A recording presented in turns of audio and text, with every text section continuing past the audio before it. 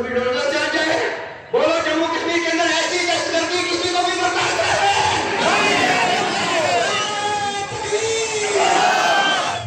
یاد رکھے حکومت، یہ جموں کشمیر ہے، اسرائیل نہیں ہے. ابھی آپ نے پچھلے دنوں سے دیکھا ہمارا جموں کشمیر، یہ جموں کشمیر جسے یہ کہا تھا شیخ سعدی نے، اگر جنت پر ہوئے زمین ہمیں نستو ہمیں نستو ہمیں نستو، کہ اگر ہوئے زمین کے اوپر کہیں جنت ہو سکتی ہے تو وادی کشمیر ہے، وہ جموں کشمیر ہے، وہ جموں کشمیر ہے، یہی سرزمین ہے. یہ سرزمین کیوں جنت نظیر ہے؟ چاہے رمضان کی قربانیاں یہاں ہیں، عبد الرحمان بن شاہ کی قربانیاں یہاں ہیں، کشمیر کی قربانیاں یہاں پہ ہیں، حضرت شیخ العالم کی قربانیاں یہاں پہ ہیں، حضرت مخدوم العالم کی قربانیاں یہاں پہ ہیں، حضرت سلطان العارفین کی قربانیاں یہاں پہ ہیں، حضرت بابا غلام شاہ بادشاہ کی قربانیاں یہاں پہ ہیں، حضرت سید میاں احمد سید علی بخش علی الرحمن کی قربانیاں یہاں پہ ہیں. ان بزرگان دین ہمارے اجداد نے اس سرزمین کو اپنی تقریر کے ذریعے اور اپنی تعلیمات کے ذریعے اور تصور کی شاندار اور بہترین مہک کے ذریعے، اس خوشبو کے ذریعے یہاں پیار محبت محبت کا درس دیا ہے. لیکن اسی کے سرزمین کا ایک ٹکڑا ہمارے جموں کشمیر کا جموں بھی ہے. جموں کے اندر پچھلے دنوں کیا ہوا؟ وہاں مجھے بستی تھی، 20-30 گھر تھے اور وہاں میں نظر لے کے کوئی نوٹس نہیں، کوئی اطلاع نہیں. اب آپ ذرا غور کریں، ہم سب لوگ گھروں کے رہنے والے ہیں. ایک گھر کے اندر انسان ایک گھر کتنے مشکل سے بناتا ہے اور کتنی مشکل سے اسے آباد کرتا ہے. گھر کے اندر کتنا سامان ہوتا ہے، سامان نکالنے کا موقع نہیں، نوٹس نہیں، کہیں جانے دینے کا وقت نہیں دیا گیا. اچانک حملہ کر دیا جیسے دنیا کے سب سے بڑے دہشت گرد یہاں پہ. یاد رکھے حکومت، یہ جموں کشمیر ہے، اسرائیل نہیں ہے. بے شک بے شک بے شک.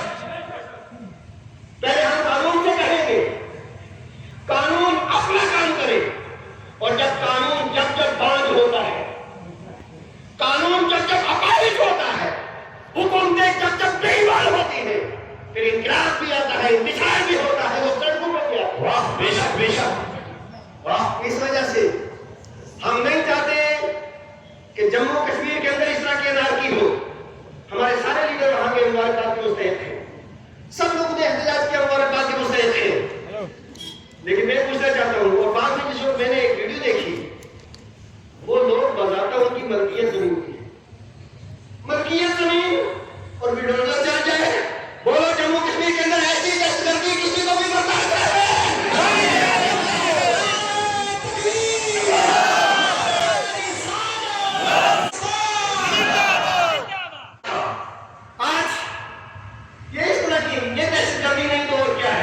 ایمانداری سے بتائیے، یہ قانونی کام ہے یا دہشت گردی ہے؟ اور پھر اس طریقے سے انہیں گھروں سے اجاڑ دینا. اب ہمارا مطالبہ کیا ہے؟ میں آپ سے ایک قانونی بات پر کرنا چاہتا ہوں. یہ ہماری جتنے بھی آبا و اجداد کے پاس زمینیں ہیں، ہماری آپ کی زمینیں ہیں، بتاؤ یہ حضرت آدم علیہ السلام کے زمانے سے تو ہمارے پاس نہیں تھی. یہ ہمیں جو علاق کی ہیں، جو ہمیں یہ دی گئی ہیں، یہ کسی نہ کسی حاکم نے دی ہے نا، کسی بادشاہ نے دی ہوں گی، کسی گورنمنٹ نے دی ہوں گی. جو بھی گورنمنٹ اس زمانے کے اندر رہی ہو، اس گورنمنٹ نے دی ہے. لہٰذا ہمارا مطالبہ یہ ہے کہ جموں کے اندر اگر وہ سرکاری زمین بھی ہے تو تب بھی گورنمنٹ کا یہ فرض ہے کہ اس زمین کے مالکانہ حقوق ان لوگوں کو دیے جائیں. بے شک بے شک. بولو دیے جانے چاہیے کہ نہیں دیے جانے چاہیے؟ بے شک بے شک. گورنمنٹ یہ کام کر سکتی ہے. میں کہتا ہوں جموں کشمیر اسمبلی کے اندر بل لایا جائے اور بل پاس کیا جائے، اور اس کے بعد سارے ایم ایل اے جتنے بھی ہم کو ایک پین پہ دیکھنا چاہتے ہیں کہ جموں کو جو معاملہ ہے اس میں ان لوگوں کی اگر زمینیں نہیں بھی ہیں تب بھی انہیں مالکانہ حقوق دیے جائیں، اور جتنے بھی ان کے مکان توڑے ہیں سب کو مکان بنا کر دیے جائیں، اور جو نقصان ہوا ہے وہ نقصان کی بھی بھرپائی کی جائے. اور اس کے پیچھے جو قصوروار ہیں ان کو بھی قرار واقعی سزا ملنی چاہیے. بے شک بے شک.